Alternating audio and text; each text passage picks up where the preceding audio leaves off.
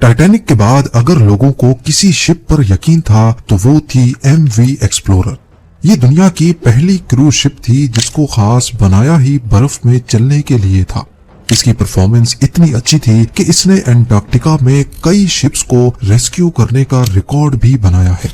लेकिन 23 नवंबर 2007 की रात को काले और वीरान सदर्न ओशन में इस शिप के साथ एक ऐसा हादसा पेश आया कि इसको बीच समंदर में ही अकेला छोड़कर निकलना कैप्टन की मजबूरी बन चुकी थी। एंटार्क्टिका का सफर करना तकरीबन नामुमकिन समझा जाता था क्योंकि वहां पर समंदर बर्फ से भरा होता था और इस सूरत में किसी नॉर्मल शिप का वहां पर जाना मौत को दावत देने जैसा ही था।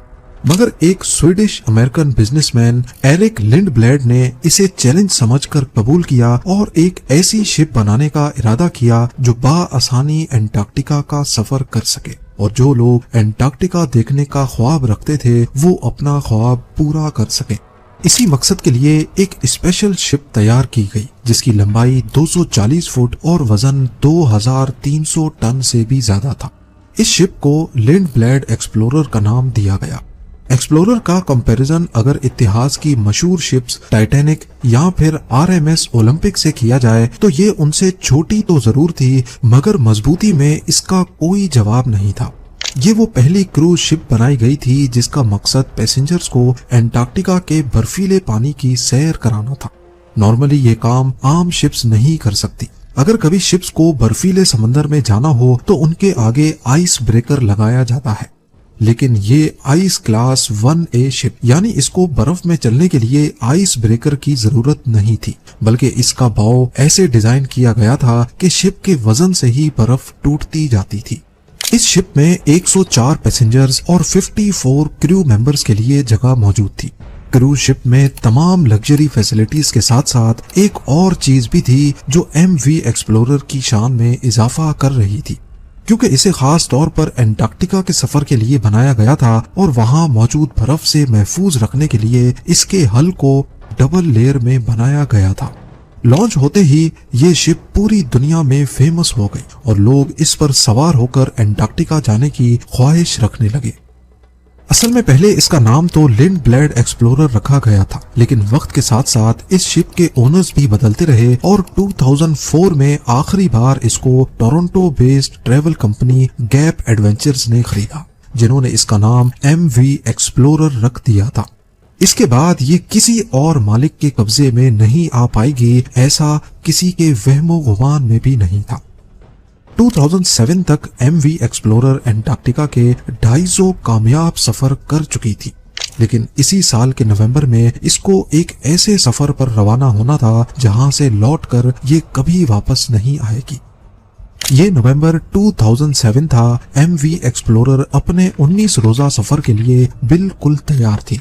इसको अर्जेंटीना के शहर उस्वाया से स्टार्ट लेना था और फॉकलैंड आइलैंड से होते हुए साउथ जॉर्जिया आइलैंड और फिर एंटार्क्टिका तक पहुंचना था। 11 नवंबर 2007 को MV एक्सप्लोरर में 100 पैसेंजर्स और 54 क्रू मेंबर्स एक बार फिर से एंटार्क्टिका के इस हसीन सफर के लिए रवाना हुए। यहाँ तक सब कुछ नॉर्मल चल रहा था, किसी को भी अंदाजा नहीं था कि इनका ये हसीन सफर इनको किस मुसीबत में धकेलने वाला है। MV एक्सप्लोरर के कैप्टन 49 इयर्स के बेंट वाइमन थे। वो हजारों बार इस बर्फ से भरे समंदर पर शिप्स चला चुके थे और इसी एक्सपीरियंस की वजह से ही पैसेंजर्स खुद को महफूज समझ रहे थे।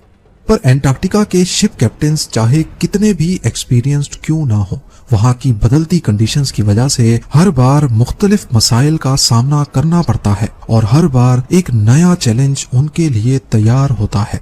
इस सफर की शुरुआत में कैप्टन बेंट वाइमन ने एक हैरान कुन फैसला किया। वो अपने प्लान रूट से हटकर शिप को एक नए रूट पर से लेकर जाना चाहते थे, क्योंकि कैप्टन का मानना था कि ऐसा करने से शायद वो ज्यादा बर्फ वाले इलाकों से बचकर अपनी मंजिल तक पहुंच सकेंगे। शुरुआत के 10 दिन बिल्कुल मामूल के मुताबिक चल रहे थे, लेकिन 22 नवंबर की शाम को सूरज गरूब हो रहा था और की तैयारी कर रहे थे। इसी दौरान MV एक्सप्लोरर एक ऐसे इलाके में एंटर हुई जहां पर काफी ज्यादा बर्फ मौजूद थी। कैप्टन ने अनाउंसमेंट की कि हम बर्फ वाले इलाके से गुजर रहे हैं, इसीलिए बर्फ के बार बार टकराने की वजह से शोर पैदा होगा और ये रात आप सबको बर्दाश्त करनी पड़ेगी। अंधेरे की वजह से कैप्टन ने शिप की रफ्तार को कम करके सिर्फ 5 नॉट्स पर सेट कर दिया था, यानी करीब 10 kilometre per hour. Aahista Aahista ship पतली बर्फ की लेयर से निकलकर मोटी और पुरानी बर्फ की लेयर वाले इलाके की तरफ बढ़ रही थी, मगर कैप्टन को इस बात का अंदाजा नहीं हुआ क्योंकि रात के 10 बज चुके थे और ज्यादा कुछ दिखाई भी नहीं दे रहा था। आधी रात के वक्त अचानक शिप एक जोरदार आवाज के साथ रुक गई। पहले तो किसी को कुछ समझ नहीं आया, लेकिन फिर मालूम पड़ा कि शिप एक सख्त बर्फ के तोदे से टकरा कर रुक गई है।